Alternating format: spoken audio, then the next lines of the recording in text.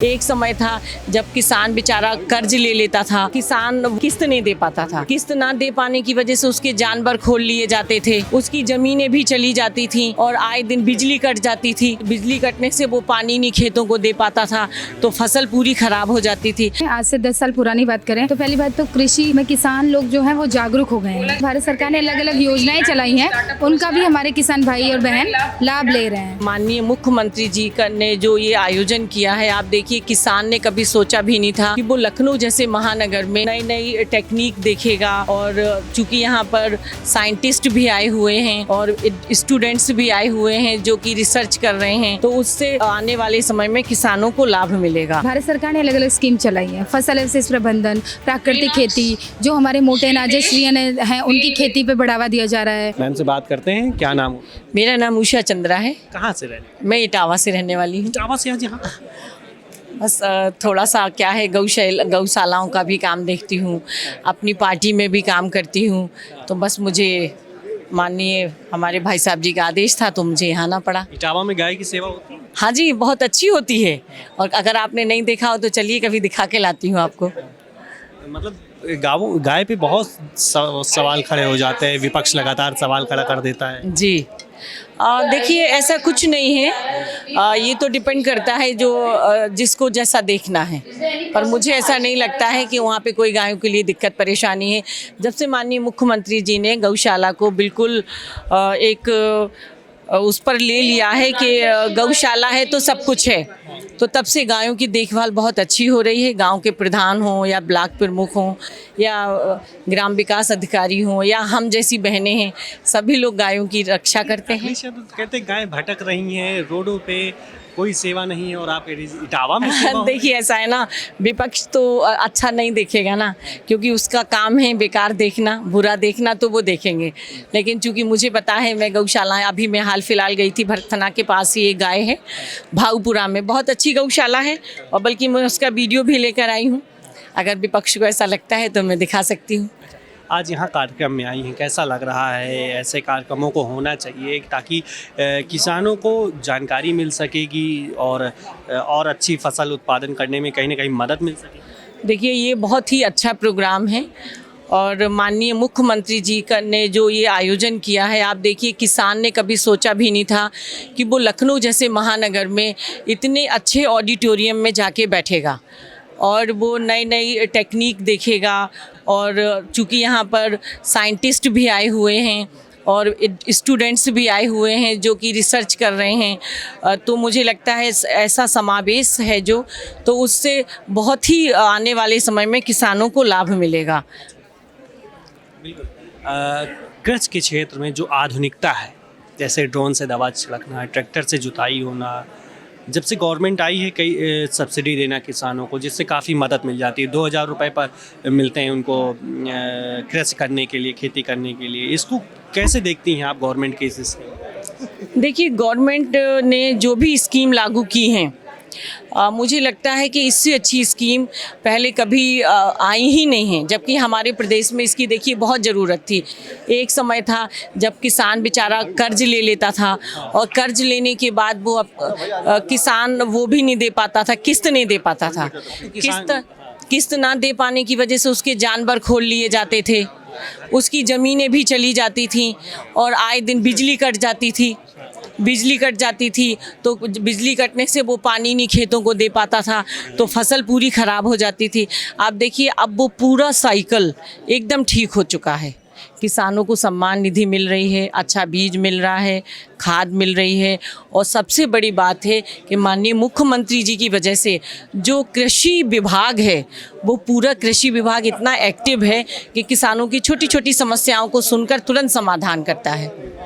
तो किसानों के लिए मुझे लगता है इससे अच्छी सरकार कोई हो ही नहीं सकती।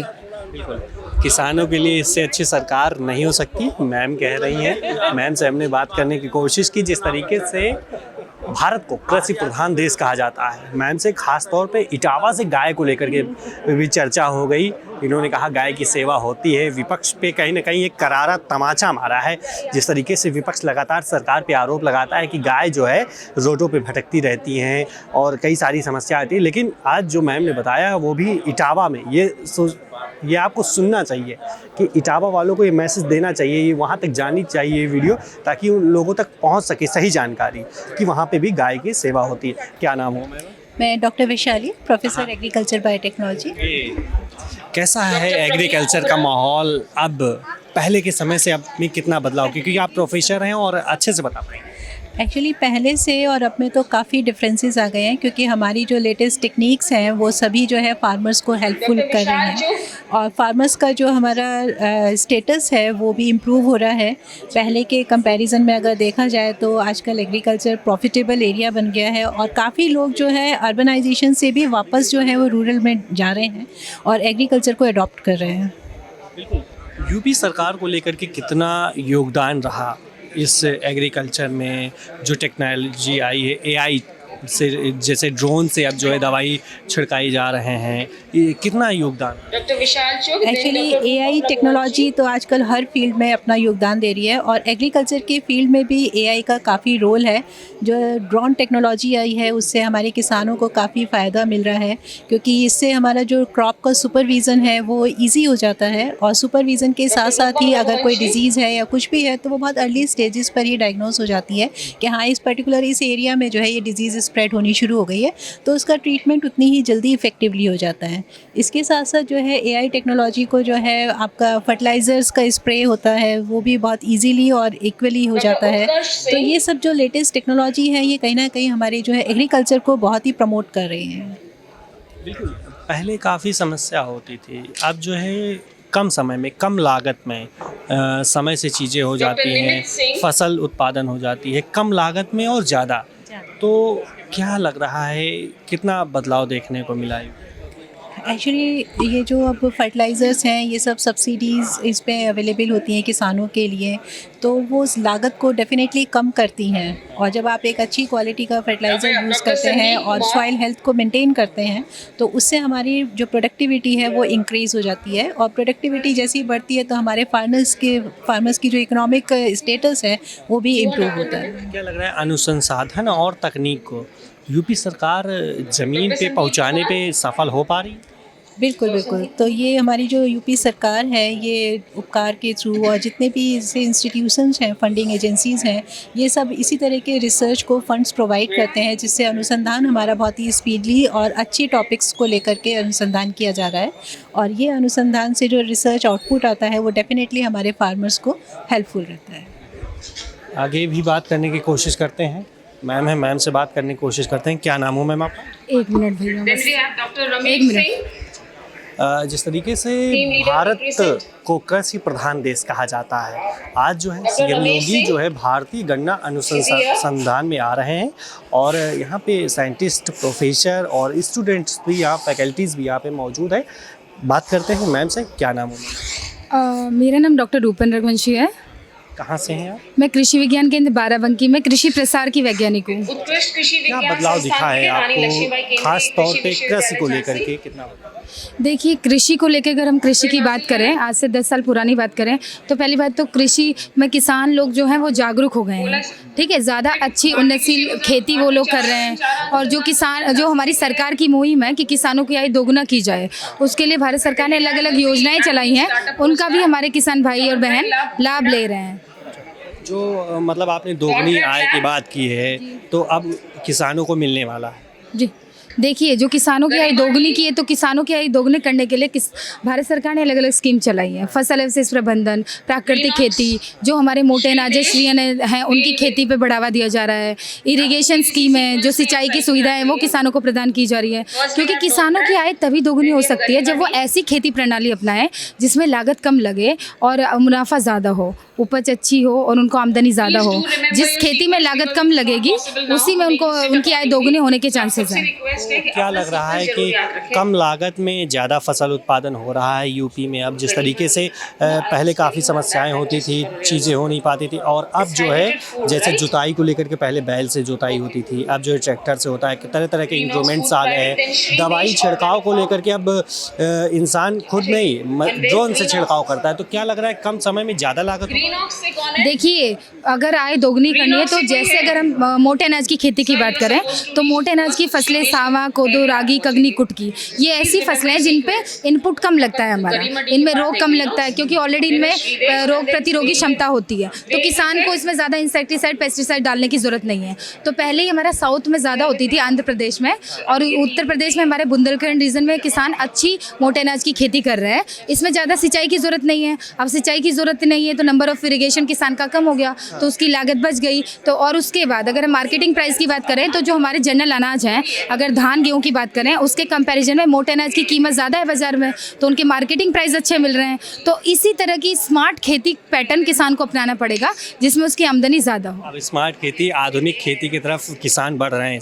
जी बिल्कुल, हमारे किसान बहुत जागरूक हैं, और इसका एक मतलब हमारा इसका एक रीज़न ये है कि जो हमारा मीडिया है, अभी जो डिजिटलाइजेशन ईरा चल रही है, क्योंकि अभी जानकारी तुरंत पहुंच जाती है। पहले क्या होता था, एक कृषि वैज्ञानिक को अगर किसान से मिलना है ऐसे 15-20 साल पहले, तो उसको उसके खेत में फील्ड में जाना पड़ता था। अभी हम लोग फ़ोन पे एडवाइजरी दे सकते हैं, व्हाट्सएप पे किसानों के अलग अलग ग्रुप बने हैं, उस पर एडवाइजरी दे सकते हैं। किसान खुद एक्टिव है। इंडिया की डिजिटल लिटरेसी की बात करें तो सबसे ज़्यादा डिजिटलाइजेशन इंडिया में है। फार्मर्स के पास भी स्मार्टफोन है, यूट्यूब पे बहुत सारे कृषि चैनल है, वहाँ से वो वीडियो देख लेते हैं। तो किसान जागरूक हैं, कौन कौन सी स्कीम चल रही हैं और क्या क्या इम्प्रूव टेक्नोलॉजी आ रही है। अगर फसल में बात की जाए, कोई समस्या आती है, कोई भी अगर कीड़े मकोड़े अगर लगते हैं, तो अब वो जो है फ़ोन से देख लेते हैं। कई तरह के कार्यक्रम जो है रेडियो पे आते हैं, टेलीविज़न पे आते हैं, वहाँ से देख करके उपचार, डॉक्टर को वहाँ जाना नहीं पड़ता है।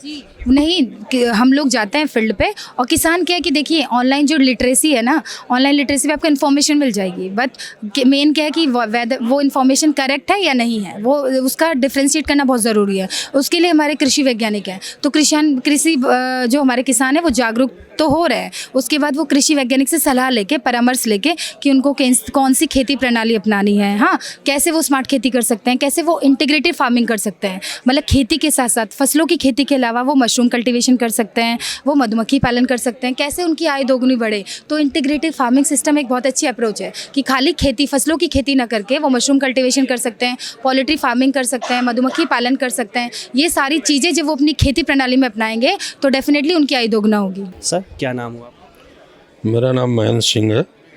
कहाँ के रहने वाले हैं? मैं जनपद आजमगढ़ का रहने वाला हूँ, और आज यहाँ पे मुझे यहाँ पे आमंत्रित किया गया है। मैं पिछले 12 साल से नेचुरल फार्मिंग करता हूँ, जिसमें रासायनिक नहीं डालता, और सुभाष पालेकर कृषि तकनीक से बीजामृत, घन जीवामृत, आच्छादन वापसा, मिश्रित फसलें, कीट नियंत्रक में 10 पाणी अर्क, ब्रह्मास्त्र, निमास्त्र, अग्नियास्त्र, ये सारी चीज़ें मैं अपने घर से ही बना के खेती करता हूँ पिछले 12 साल से। मतलब जितनी भी खादें हैं, जैविक खादें, वो सब आप अपने मैं अपने यहाँ, मेरे पास 4 साहिवाल गायें हैं, उन्हीं के गोबर गोमूत्र से मैं ये सारी विधा बनाता हूँ। मैं अपने फार्म पे 5 एकड़ का मेरा फार्म है, 12 साल से मैं कर रहा हूँ। तो उस फार्म पे सारी नई तकनीकें इस हिसाब से लगी हुई हैं। क्या लगता है कि कुछ बदलाव आपको दिखा?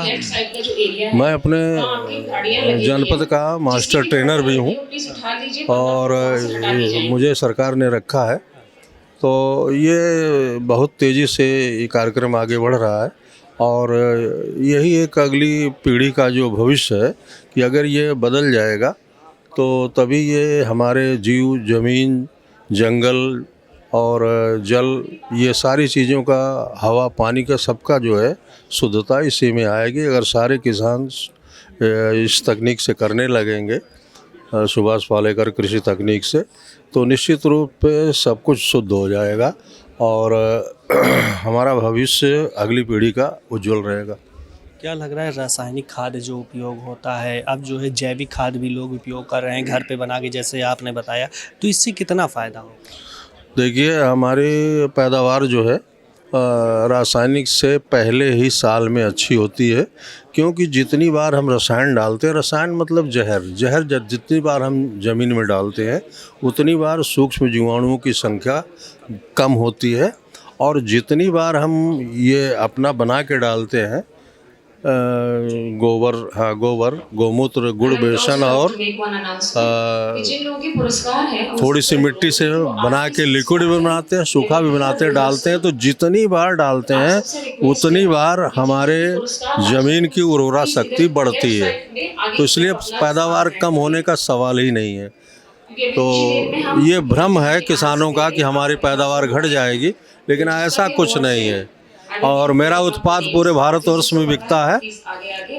सरकार कह रही है कि आय दोगुनी करने के बाद मैं तिगुने चौगुने दाम पे अपना उत्पाद बेचता हूँ, और मेरे घर से ही पोस्ट हो जाता है पूरे भारत में। अच्छा, मतलब आपके घर से ही चीज़ें डिलीवर्ड हो जाती हैं? डिलीवर्ड हो जाती है, सब चला जाता है। जैसे मैं 4 किस्म का सेंटेड चावल पैदा करता हूँ, बंसी गेहूँ पैदा करता हूँ, देसी जौ पैदा करता हूँ, देसी मटर पैदा करता हूँ, तीसी पैदा करता हूँ, और सारी चीज़, गन्ना पैदा करता हूँ, गुड़ पैदा कर, सब सारी चीज़ें मैं अपने परिवार के लिए, सब्जी पैदा करता हूँ, और जो भी बचता है उसको वो हमारा बिक जाता है।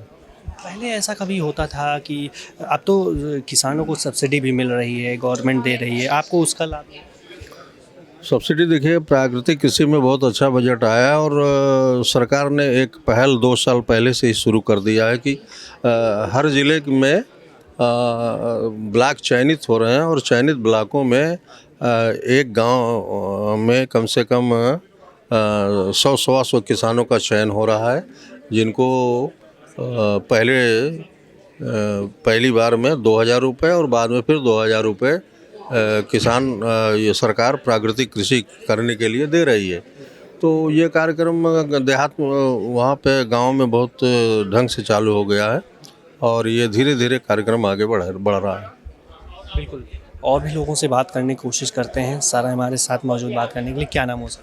सुरेश कुमार गुप्ता। कहाँ के रहने वाले सर? मैं हापुड़, जनपद हापुड़ का हूँ। कृषि के क्षेत्र में आपकी का क्या योगदान है? मैं हापुड़ में गौशाला चलाता हूँ। गौशाला चलाता है? जी, हापुड़ में एक पंचायती गौशाला है जो 1905 से स्थापित है। पश्चिमी उत्तर प्रदेश की ये सबसे बड़ी गौशाला है। इसमें 2100 गौवंश निवास करता है। बूढ़ी गायों का ये वृद्धाश्रम है। बूढ़ी गायों का वृद्धाश्रम। आपको अगर कृषि के क्षेत्र में अगर बात किया जाए तो क्या बदलाव दिखा है पिछले 9? कृषि के क्षेत्र में ये है कि मैं भी जैविक खाद बनाता हूँ, केंचुआ वर्मी कंपोस्ट बनाता हूँ। लगभग 100 टन खाद हर महीने होती है हमारे यहाँ। उसके अलावा जो भी गोबर है मैं आसपास किसानों को देता हूँ।